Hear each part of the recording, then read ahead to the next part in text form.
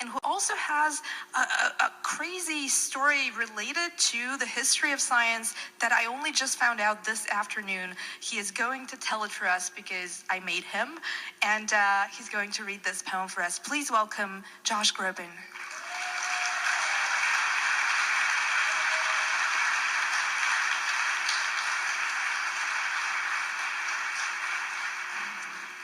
What a beautiful evening to be a part of. Thank you so much, Maria, for inviting me here tonight. It's such a pleasure to be sharing this night with such beautiful minds.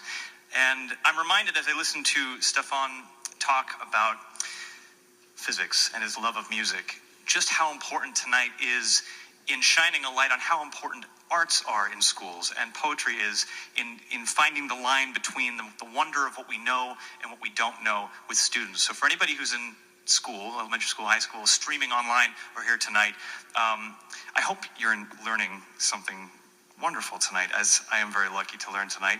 And the connection between science and music has been something that's always been very fascinating to me. I've always sung lots of songs about scientists and the romance of the unknown in the universe.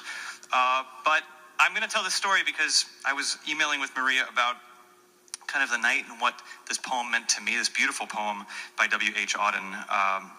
And I was lucky enough it reminded me of a character that I was able to play on Broadway. I played Pierre Bezukhov in a musical called Natasha Pierre and the Great Comet of 1812, where I got to have kind of thank you for supporting us.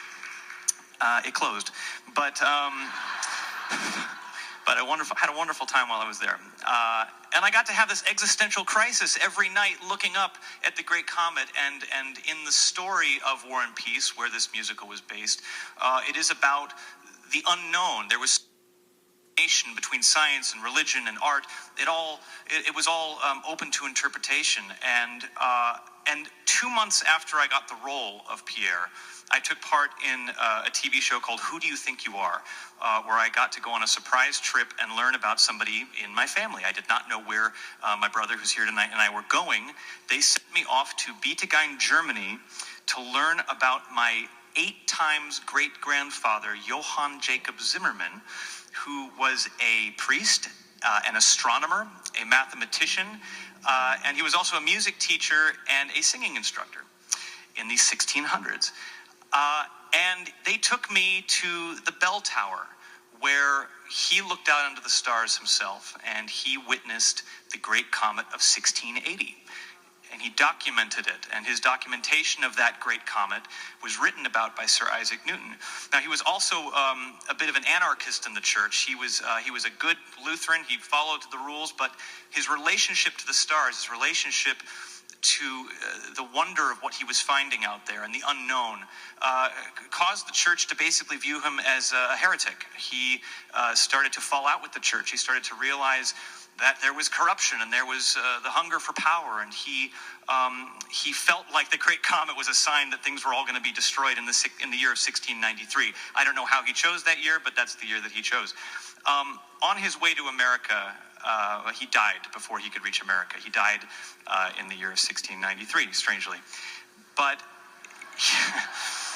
yes, a personal cataclysmic event happened in his life. He just didn't know it. He died with an understanding that the relationship to the unknown and his personal relationship to God did not have to be confined by the 4 walls of any kind of organization, and that he was able to live the rest of his days studying the relationship between art and science and God. And as a devout agnostic theist, I think that's an oxymoron, but as a devout agnostic theist, I thought that was pretty cool, and I think he would have really enjoyed this poem that is profound and whimsical and all those wonderful things. It's called After Reading A Child's Guide to Modern Physics. If all a top physicist knows about the truth be true, then for all the so-and-so's futility and grime our common world contains, we have a better time than the greater nebula do, or the atoms in our brains. Marriage is rarely bliss. But surely it would be worse as particles to pelt at thousands of miles per sec about a universe in which a lover's kiss would either not be felt or break the loved one's neck. Though the face at which I stare while shaving it be cruel, for year after year it repels an aging suitor, it has, thank God, sufficient mass to be altogether there, not an indeterminate gruel which is partly somewhere else. Our eyes prefer to suppose that a habitable place has a geocentric view, that architects enclose a quiet Euclidean space, exploded myths, but who would feel at home astraddle an ever-expanding saddle? The passion of our kind for the process of finding out is a fact one can hardly doubt, but I would rejoice in it more if I knew more clearly what we wanted knowledge for, felt certain still that the mind is free to know or not.